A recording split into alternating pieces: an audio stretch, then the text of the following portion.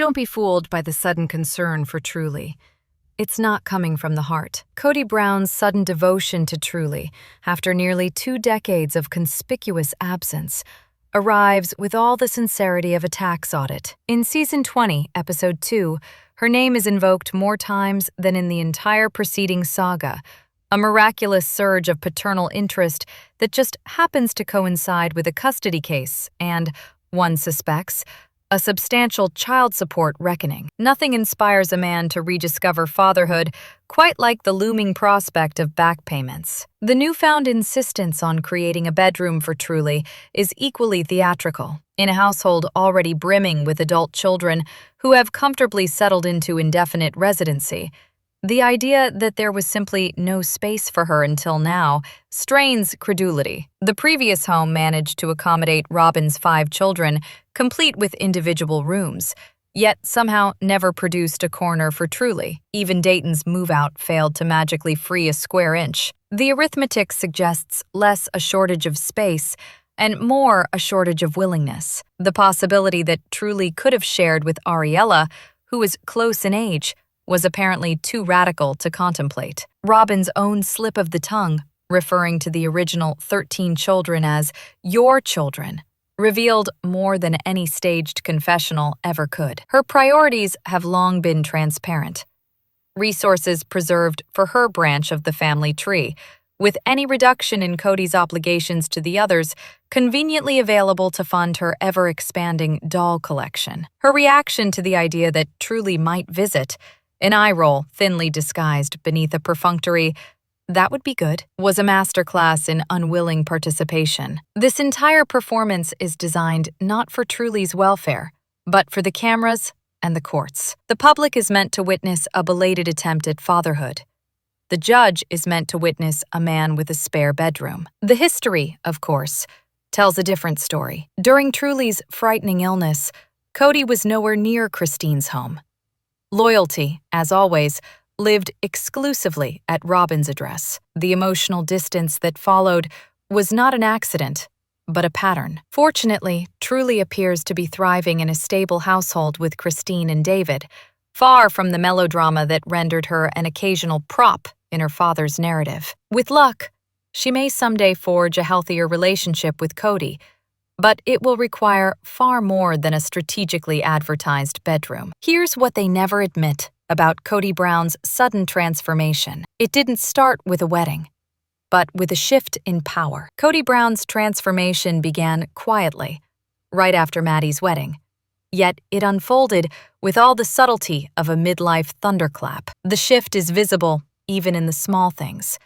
The increasingly gray, stringy hair, the frizz that seems to mirror his fraying patience, the face settling into a permanent expression of irritation. But the cosmetic changes only underscore the larger rupture. The buoyant, exuberant patriarch who all but floated through Maddie's wedding appears markedly diminished by the time Mykelti walks down the aisle. Happy enough, technically, but the joy radiates at only half wattage. This period also marks the show's transition into more individualized interviews, which unintentionally highlight his sharpening edges. From Maddie's wedding to Axel's birth, the camera catches a man growing steadily angrier, more brittle, and unmistakably discontent. What happened around 2016 to trigger the evolution from upbeat Kody to his less charming alter ego? Several theories circulate, none flattering. One suggests advanced knowledge of Dayton's move to Arizona,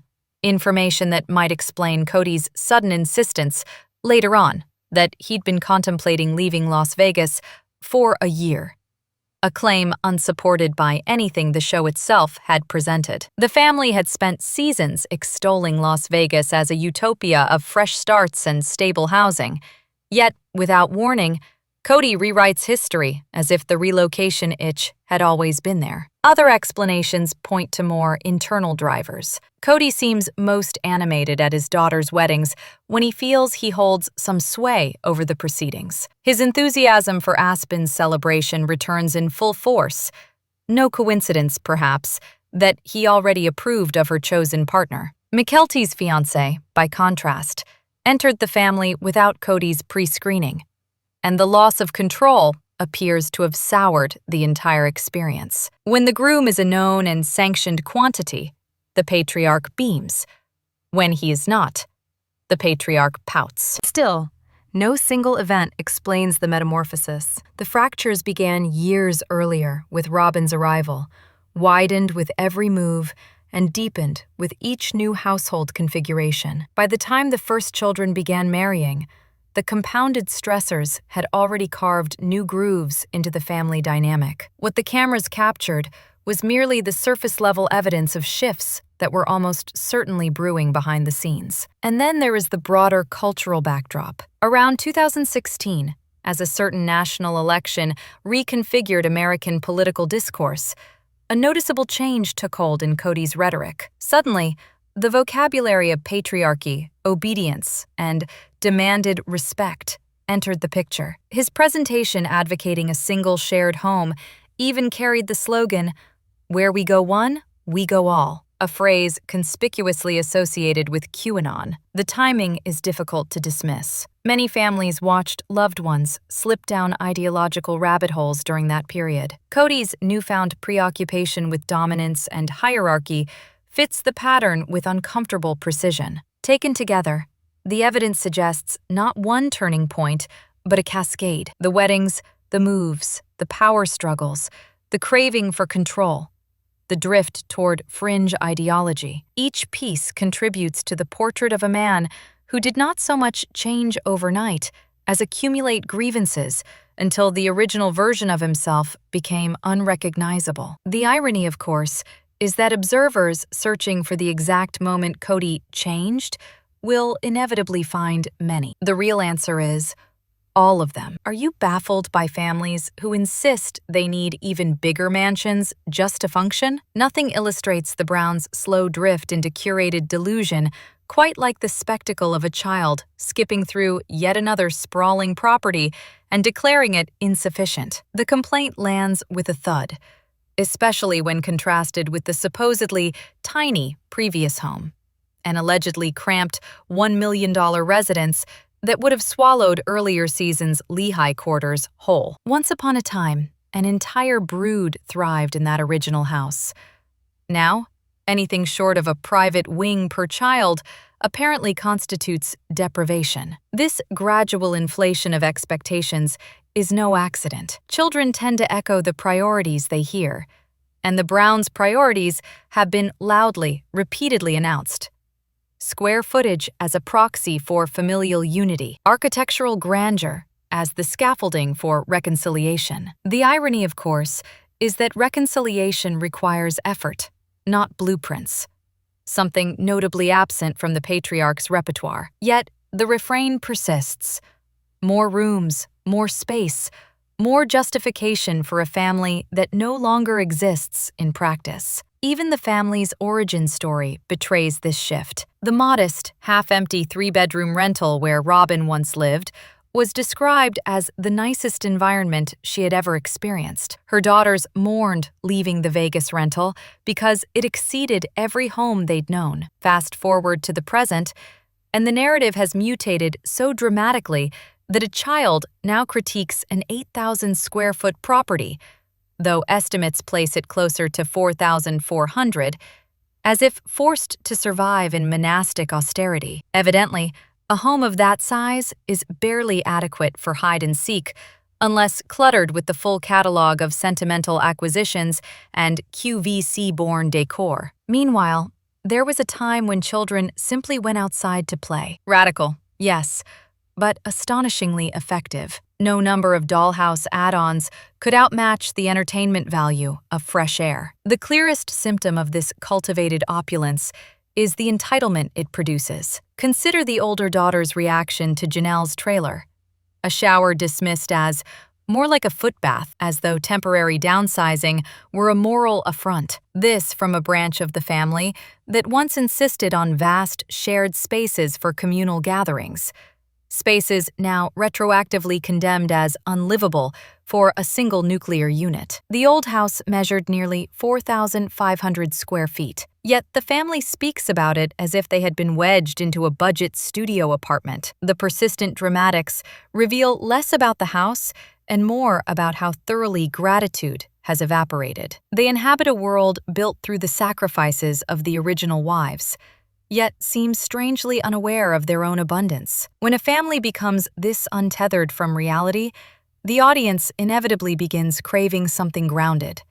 Say, a spin-off featuring Janelle and Maddie, who at least remember what real life looks like. But for now, the Browns will continue lamenting their mansion-sized burdens. The walls are never wide enough when the ego expands faster than the floor plan. Never assume the most dramatic person in the room actually believes her own narrative. Robin Brown's professed fear that a hypothetical new wife wouldn't take it as seriously deserves an award for oblivious self-importance. The concern is delivered with such earnestness, one almost overlooks the stunning irony. This is precisely the sentiment the other three wives lived with for years as they watched commitments shift and priorities evaporate. Yet the observation seems to escape her entirely. Equally remarkable is the recurring insistence that monogamy was never an imaginable path, despite a fully documented monogamous marriage in her past. The selective memory would be impressive if it weren't so transparent. The elaborate list of conditions she places on adding another wife, conditions so restrictive they negate the possibility outright, functions as a conveniently sanctified barrier. She knows exactly how to make expansion impossible, without ever having to say the quiet part aloud. The same pattern emerged during the family's COVID era. Every proposal for unity was met with impossibly tailored requirements, all in the name of caution. And then there is her favorite refrain. She would consider plural marriage again if there were a guarantee it wouldn't blow up or turn horrible. A touching sentiment, if only plural marriage came with warranties. It never has. Something the original three wives understood intimately. The ostensible divine lightning bolt that once served as the family's guiding instruction apparently no longer carries return insurance. This entire narrative conveniently shields her from the idea of Kody pursuing a new partner. Given his well-documented habit of discarding women once they cease fulfilling his expectations, the motivation to block any potential replacement requires no imagination. Some interpret her comments about other wives failing to take it seriously as coded concern over religious preparation and covenantal rigor, perhaps. But the subtext is far less spiritual. A new, younger bride enjoying the privileges of marital proximity would undo the fragile equilibrium she has fought to secure. The notion of her enduring the sounds of plural marriage occurring through paper-thin walls, a reality the original wives endured for years, reveals the true limits of her proclaimed commitment. In the end, the performance of devotion is immaculate.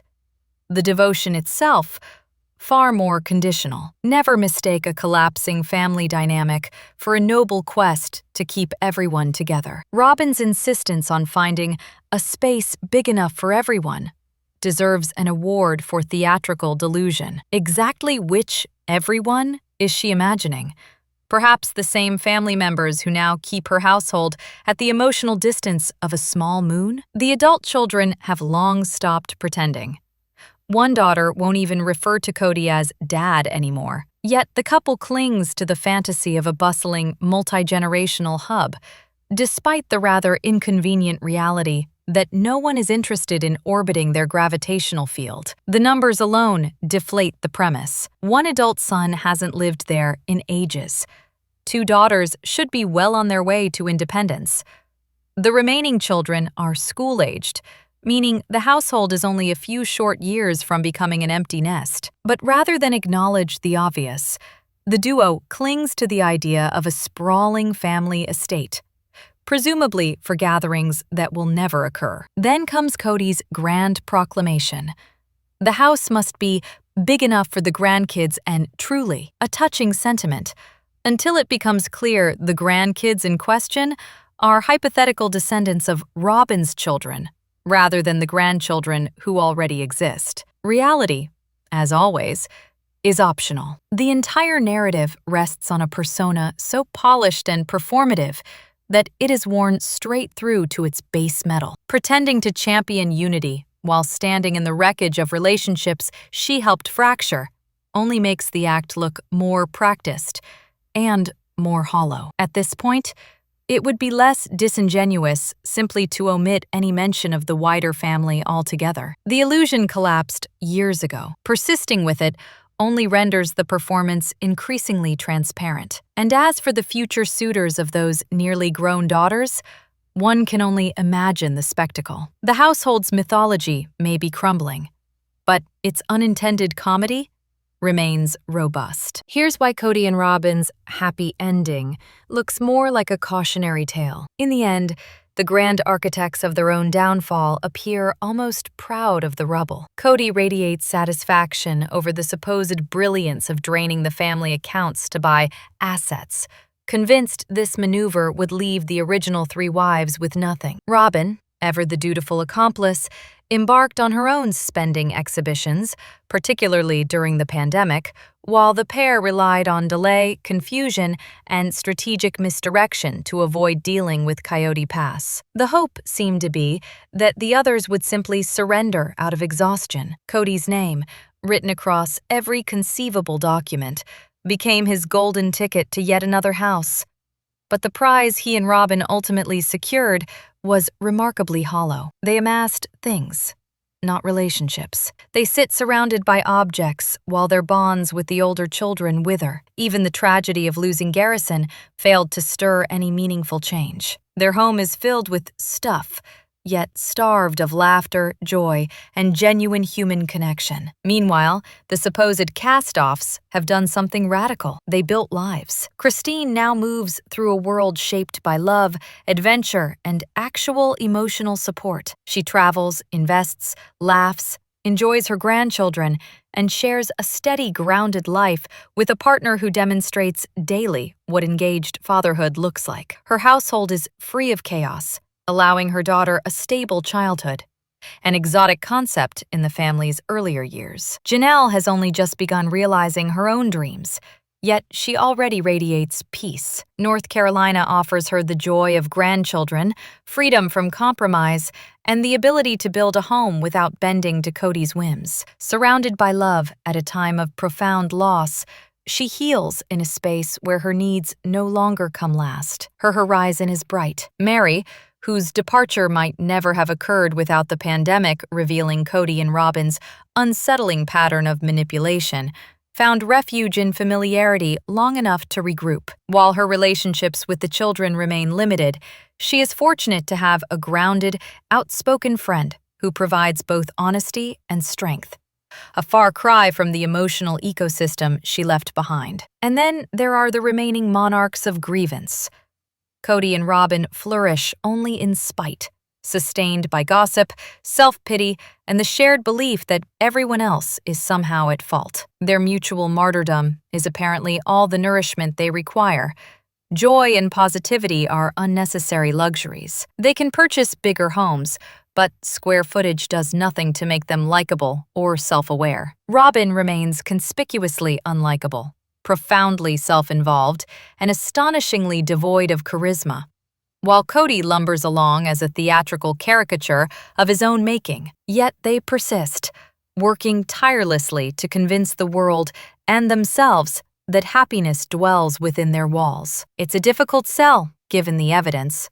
An environmentally questionable mansion filled with bleak expressions, outdated decor, unfortunate art, dolls, and jewelry so aesthetically challenged it could double as a cautionary tale. The only time anyone in that house appears genuinely content is when away from its two self-appointed rulers. One can only anticipate the moment when their financial chickens return home, preferably to roost right next to that sprawling monument to poor decisions. Are you baffled by how two adults with nearly grown children are still upsizing like they're hosting a population boom? The spectacle of Kody and Robin's new house inspires a question once thought rhetorical. Is there any limit to their shamelessness? Apparently not. Once again, every available resource funnels neatly into Robin's household, And once again, the justification arrives prepackaged in sanctimony. The pair managed to secure 50% of Coyote Pass, an impressive feat considering the land continues to benefit only one branch of the once collective family. But why stop there? A sprawling new home is now positioned as a benevolent gesture, a bigger space so the rest of the family can visit. Naturally, the idea of using those same funds to actually visit their children or grandchildren never surfaced. That would require effort rather than acreage. The decision is made even more absurd by the life stage of their household.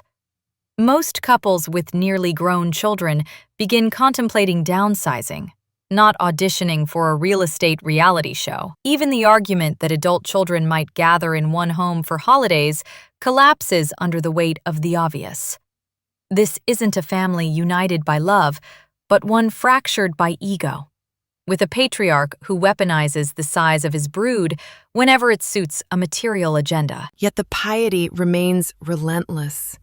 God, it seems, now moonlights as a luxury home matchmaker. Their gratitude for the new McMansion is breathless, though prayers for repairing relationships with the dozens of children left in emotional limbo are conspicuously absent. It is almost impressive how effortlessly divine favor is invoked to justify opulence, while a devastated original family is treated as collateral damage. The inconsistency borders on theological performance art. In reality, the house is less a blessing than a gesture of defiance. For years, observers have speculated about financial fallout after the departures of Kody's other wives. The new property appears designed as a very expensive middle finger, an announcement that not only are they fine, they are thriving.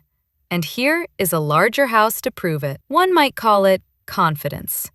Others might call it a $2 million victory lap funded by one very overstretched mortgage. With only $400,000 down, they now shoulder a financial burden large enough to require its own zip code, not including the $20,000 to $30,000 taxes presumably floated heavenward in prayer. And then there is the aesthetic of it all. The couple solemnly giving thanks for their McMansion, while the ex-wives and neglected children build lives in perfectly normal, perfectly functional homes. The contrast is so stark, it borders on parody. Perhaps a touch of self-awareness might have prompted some discretion, especially given the ongoing attempts to minimize financial obligations to those same ex-wives. But the cameras roll, and the bragging proceeds unimpeded. In the end, the image is unmistakable. A self-styled spiritual duo basking in the glow of their oversized acquisition, oblivious to the moral dissonance they broadcast. It is materialism dressed as martyrdom, a performance in which the audience is expected to applaud while the cast insists they don't even know what the symbolism means. Subscribe